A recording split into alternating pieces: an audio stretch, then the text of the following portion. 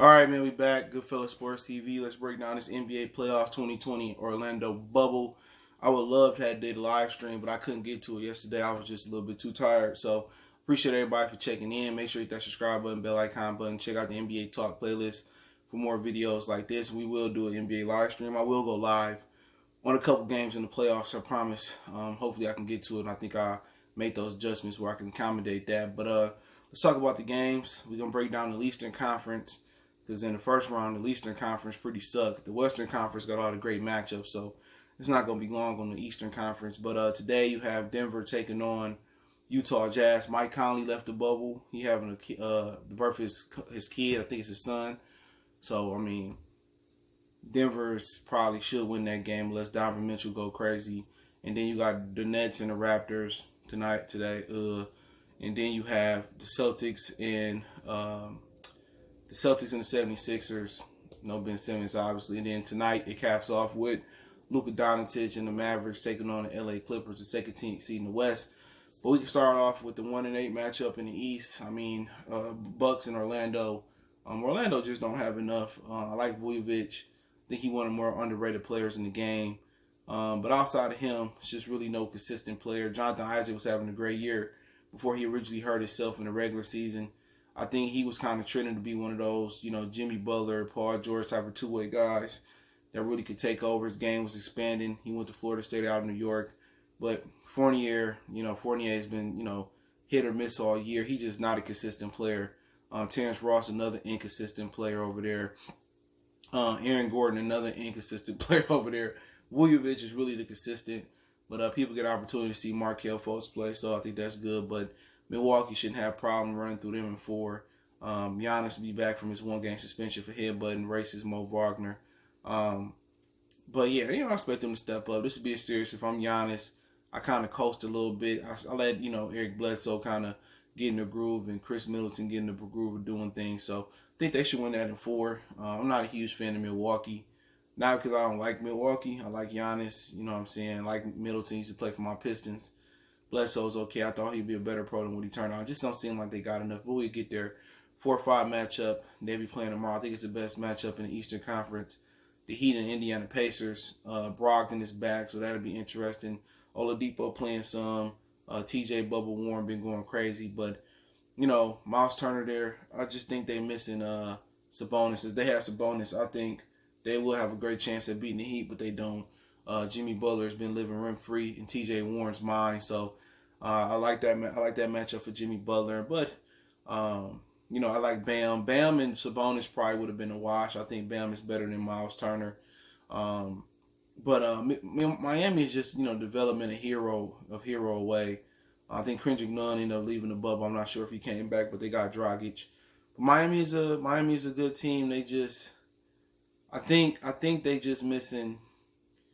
They just missing that sidekick for Jimmy Butler. I think Hero could be that down the line.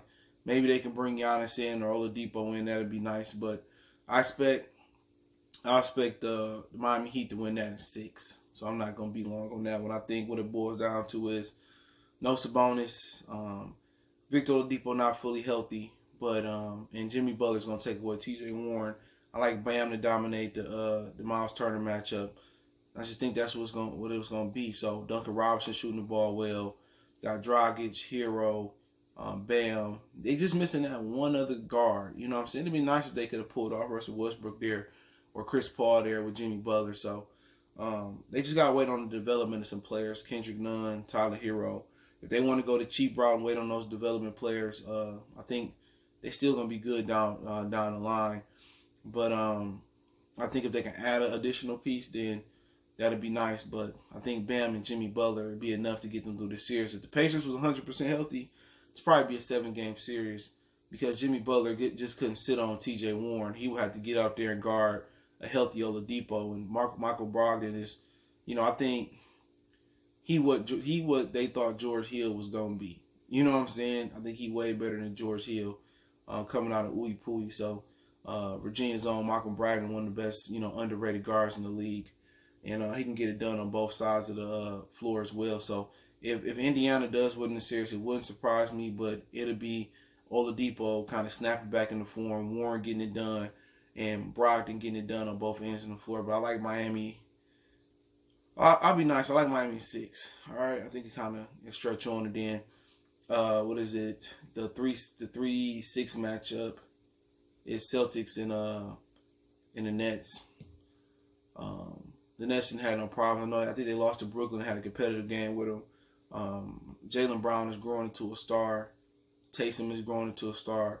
So it's a good series for Kemba to kind of get his legs back a little bit. And I would play Kemba a little bit longer, even if we was blowing a team out.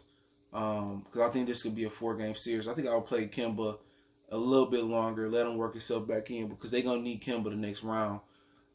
So Kemba Walker, Gordon Hayward, if his child is being born, he's gonna lead the bubble as well. But I think Gordon Hayward kind of gets in the way of Jaylen Brown's development. Marcus Smart good on the perimeter. So Celtics key gonna be winning, kind of making a run.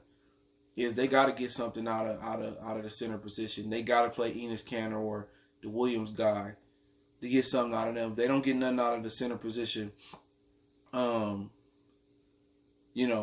have no chance versus Milwaukee or Miami, in my opinion. So,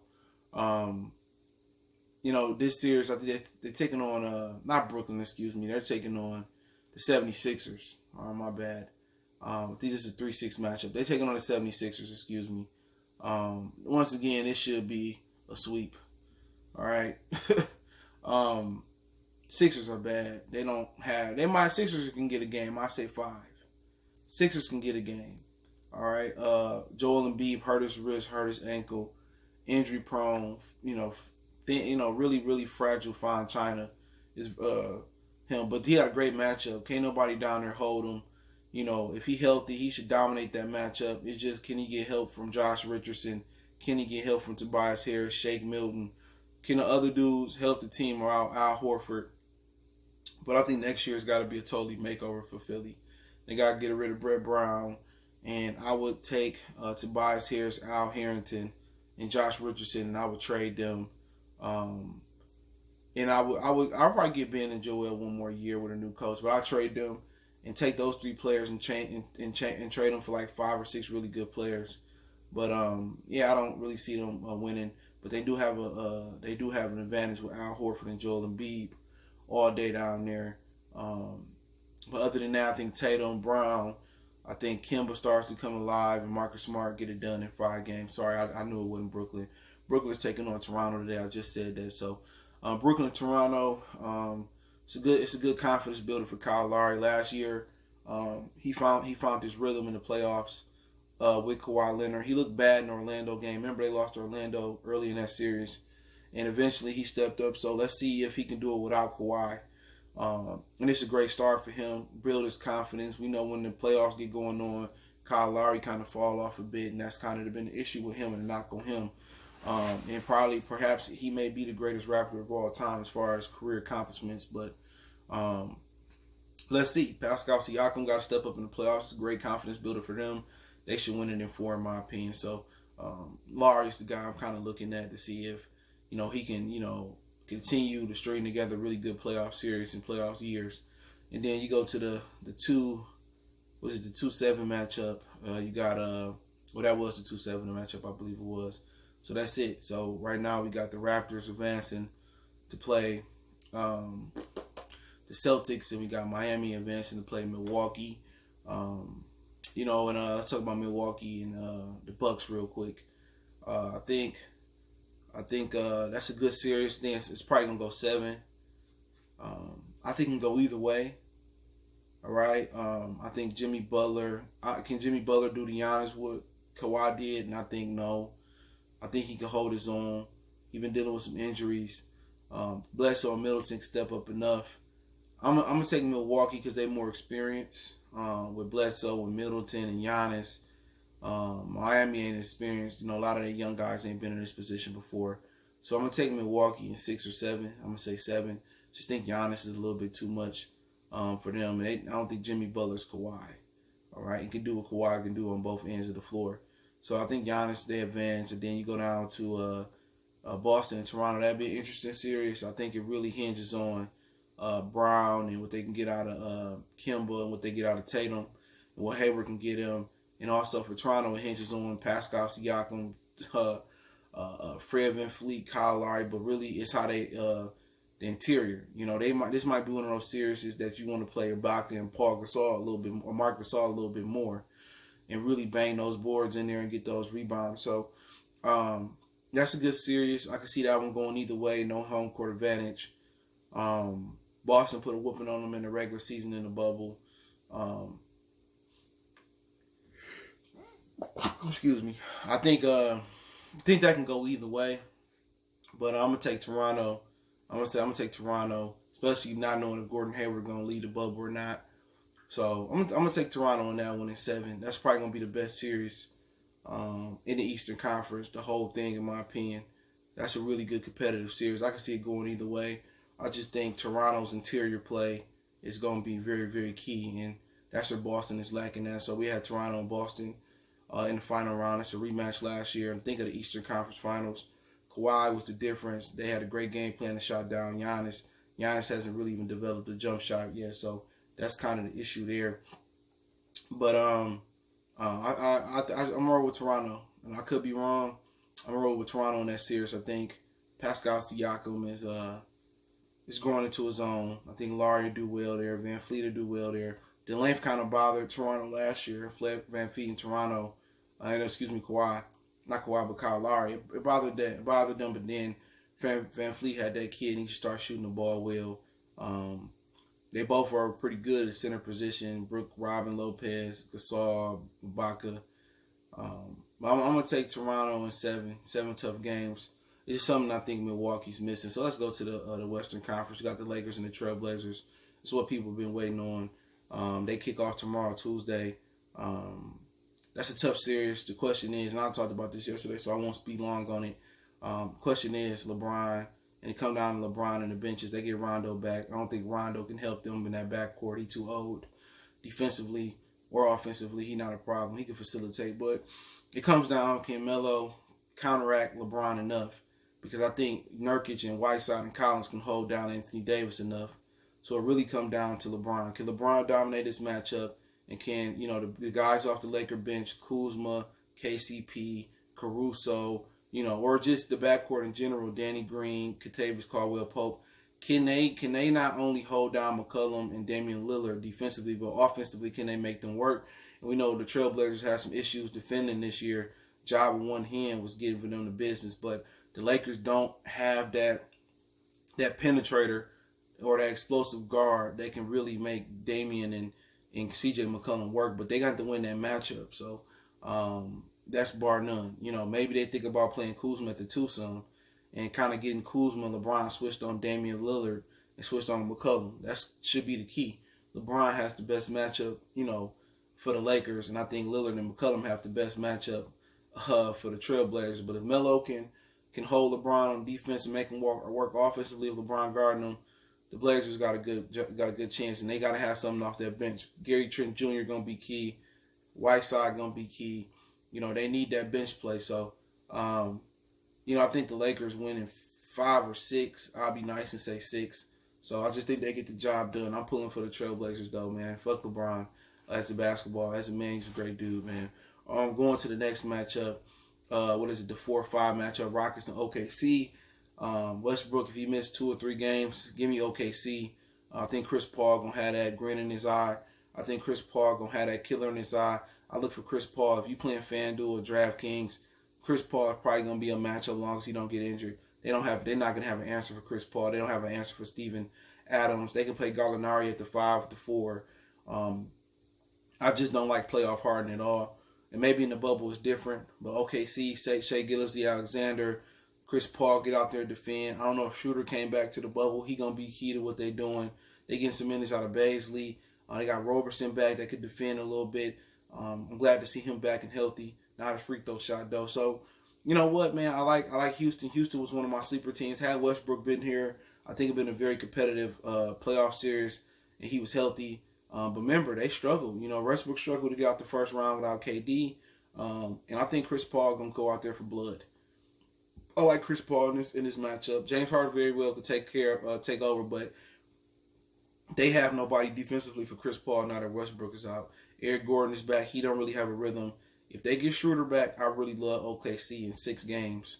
If Westbrook come back healthy somehow, then I think it's a 7-game series and go either way. So give me OKC in 6 games. Going to the 3-6 matchup, that will be Denver and Jazz. No Mike Conley. Not going to spend long here. Just give an opportunity for Will Barton to get into the rhythm. Porter, and it get an opportunity to get them a nice rotation on what, the Denver and them going to do rotation-wise. They got a lot of players. I imagine they probably going to move Gary Harris next year or let Paul Millsap walk. But I think they should win this game. Win this. Murray got to get himself into playing shape and the rhythm, and so does Gary Harris if he come back with Barton. I like them in 4. We'd like to see Donovan Mitchell steal one, but Denver should win in 4. Mitchell gonna have a big series, but outside of that, he just don't have enough help without Mike Conley. So I would say that's gonna be a sweep. And then the 2-7 matchup, Luka Doncic and the Mavericks taking on the Clippers. I just think Paul George and Kawhi Leonard gonna turn it on. But once again, Kawhi Leonard dealing with a dude like Kyle Lowry. Paul George historically hasn't showed up in some playoff series, so defensively I think it's gonna be tough on Luka. If they win this series, it's going to be Kristaps Porzingis, Tim Hardaway Jr. stepping up. Kristaps have a great matchup. Trey's back, but and Zubac been playing well, but Kristaps got the best matchup for the Mavericks. But he got to be aggressive. He got to dominate the block rebounds. But I see the Clippers winning that one in 6. I think the Mavs will take a couple of them, but they bother Luka with the length and the defense of Patrick Beverley and Paul George and also Kawhi Leonard. But it wouldn't shock me if the Mavs could pull it off. Luka and Kristaps just that explosive and explorers, and they're really, really good. But I think the Clippers handle that in 5 or 6, though. So you move on. The Lakers will be taking on OKC. I just don't think they have a matchup for LeBron. I think LeBron going to turn it on, like I said, in the Portland series. I think he's just too aggressive, too good. Gallinari can't hold him. Roberson can't hold him. Gillespie can't hold him. They just don't have a matchup for him. And, I think that one to go 5. I think the Lakers have had a first-round series in the second instead of the first round. I just think it's a bad matchup. I think Chris Paul and Gillespie have a great matchup, but if LeBron is LeBron or close to LeBron, they don't have a matchup for him, and that's my issue. I think they solid down there with Adams and Davis, but I think Davis comes alive in that series and he starts to be the MVP. LeBron and I think Davis have really solid matchups, and I think they beat OKC in 5 games. And that train stops. Then you go down to the Clippers taking on the Nuggets. In my opinion, man, if the NBA is being organic and equal, Denver can win that series. Depending on what's the health of Barton and Gary Harris and the rhythm of Jamal Murray, they have no answer for Jokic. But the problem is Paul George and Kawhi can lock up their best wing players or their best guards. And that's Jamal, that's Barton, that's Harris. But then you got Kim Porter continue to give you what he gave him off the back injury. Paul Millsap can give you some. Jeremy Grant can he give you some. You know what I'm saying? Then they can come in one of the Plumlee brothers. Can he continue to dominate? So it's an interesting series. I think that one goes 7. And I think it's a bad matchup for the Clippers. But I think the Clippers get by that series in 7. And if Paul George don't show up and he play off Pack and P, Pack and get out of here. One of my guys came up with that one last year. They can easily lose that series. And I love Denver. I think they're the future of the West. And then looking at the Clippers and the Lakers in the conference finals, I like the Clippers. I think Davis, if he don't show up or if he banged up, he got the best matchup in the series. But then again, they have no answers for Kawhi and Paul George on the edge, especially if LeBron is starting to wear down and be tired in these playoffs. And then they depth, Patrick Beverley and Wilson and Lou Will coming off the bench and Trez. That's the difference. They can match up with LeBron. They can't match up per se with Anthony Davis, so he should dominate. But the Lakers can't match their energy off the bench, and Lou and Trez coming off the bench giving them buckets, and JaMychal Green and the Morris brothers and all that type of stuff. They can't match that coming off the bench. Reggie Jackson not coming off the bench. The difference in that series is they can match up with LeBron with multiple bodies. Their backcourt is better. Davis dominate the paint, but the Clippers dominate the bench. So I like the Clippers in 7 games over the Lakers, if not 6, to be honest. They should handle the business. That's a great matchup for them from those aspects. And I think the Clippers and the Toronto in the championship, and I say the Clippers take them down to 6.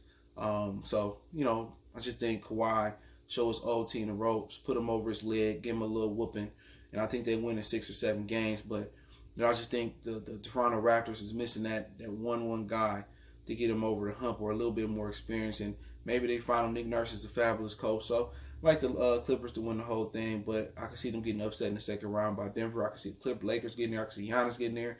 The bubble's hard to predict, man. Injuries and all that type of stuff. So let me know what you guys think. Don't forget me on Facebook, Instagram, Twitter. Check out our NBA Talk playlist for more videos like this. Want to make a donation to the channel? Cash App, PayPal, description. Best way to donate is share the video. Appreciate the love, support. One time for the one time we gone.